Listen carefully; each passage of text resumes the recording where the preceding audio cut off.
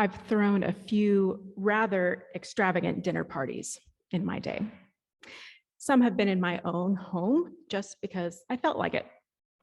Some have been auction items for fundraisers.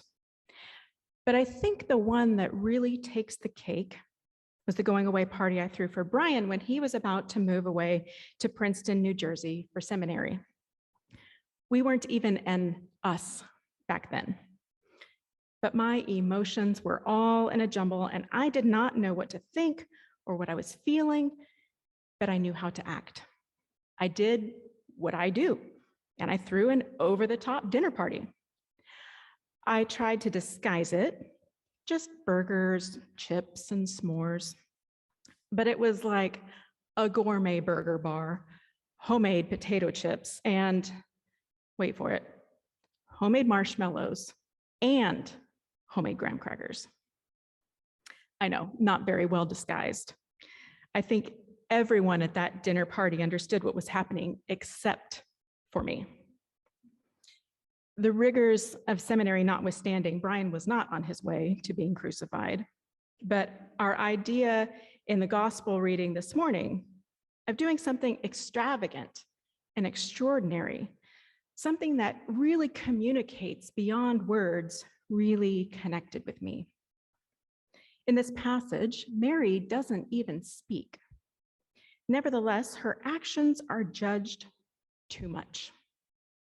I actually think that most of us can resonate with that. We prefer moderation, even austerity, but definitely not extravagance. Not extravagance of emotion, affection, dress, or possessions.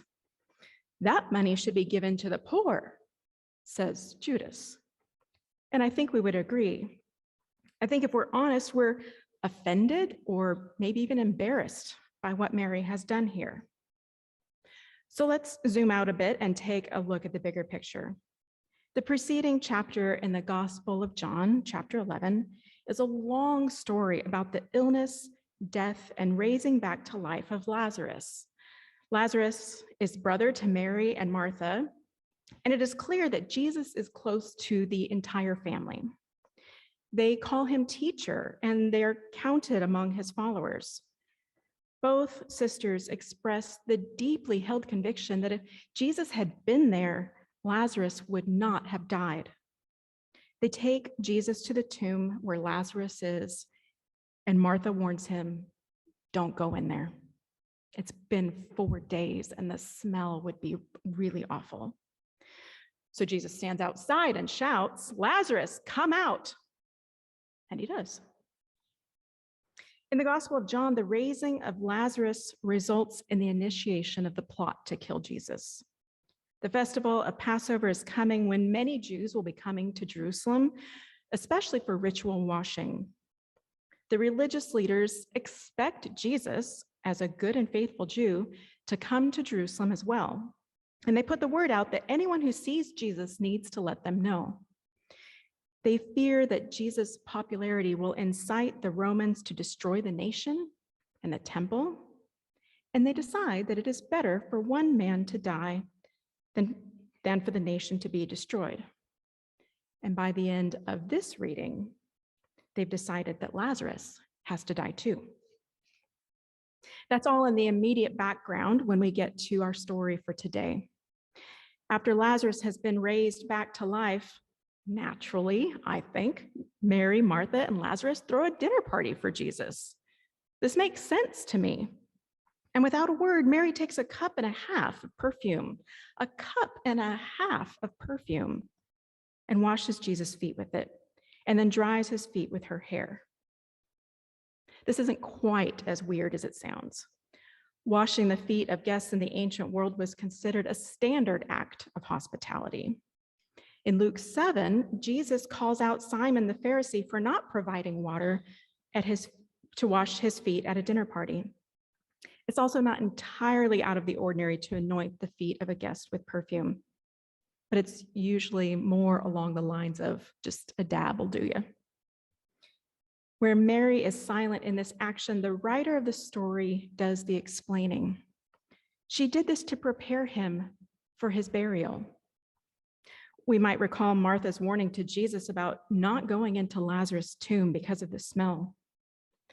So let's take a moment to imagine what this scene might really have been like for the whole house to be filled with the smell of this perfume.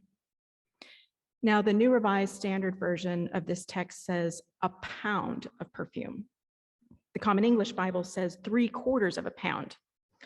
A Roman pound is equivalent to 11.5 ounces, so a little less than a cup and a half of perfume. A perfume that is used to anoint bodies for burial. It's said to have a heavy, earthy, musky fragrance, and that makes sense when we consider its function in burial rites. But why so costly?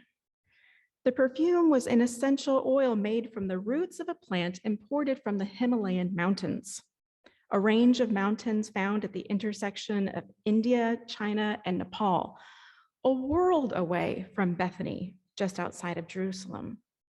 I found roughly the same amount available online today, ranging from $1,000 to $3,000. It makes sense. In today's global economy even, it's hard to get to the altitude where this plant grows, above 30,000 feet.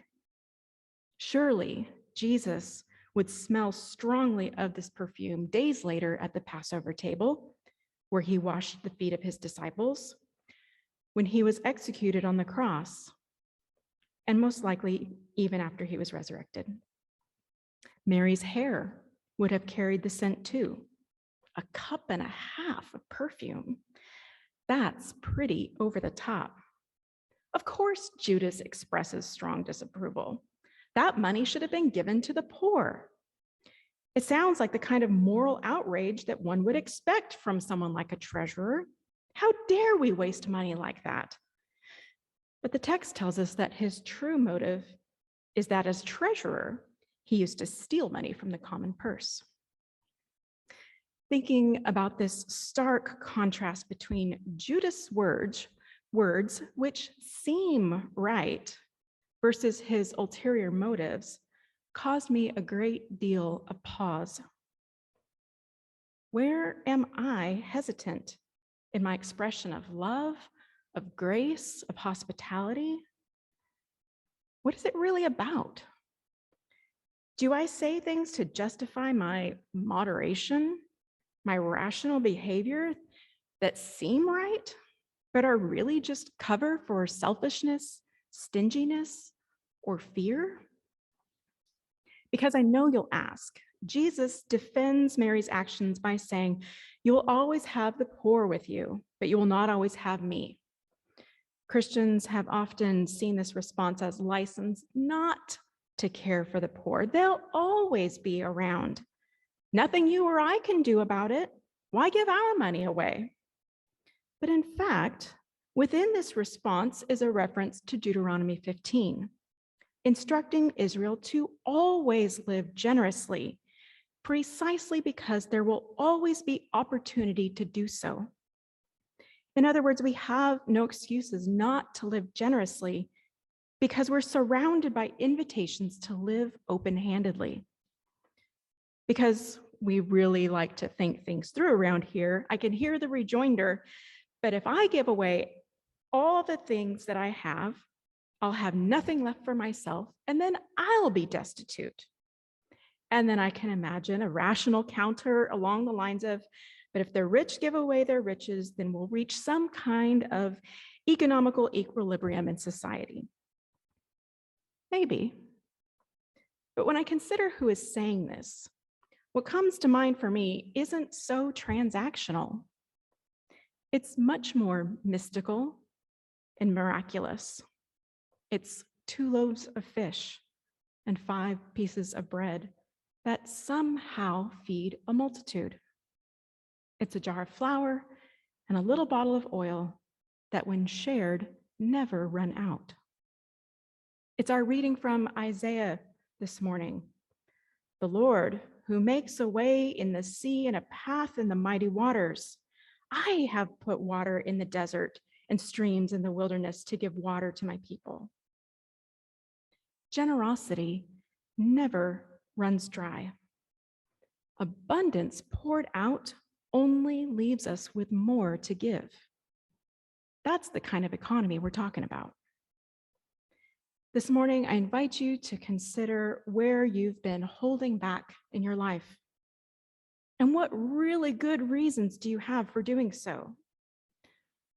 We're at a moment when most of us are feeling pretty tapped out on life. Could it be possible that the way to increase the flow of energy, of life, and well-being isn't to turn the spigot off, to conserve, but to turn it on full bore? Generosity never runs dry, and abundance poured out only leaves us with more to give. Amen.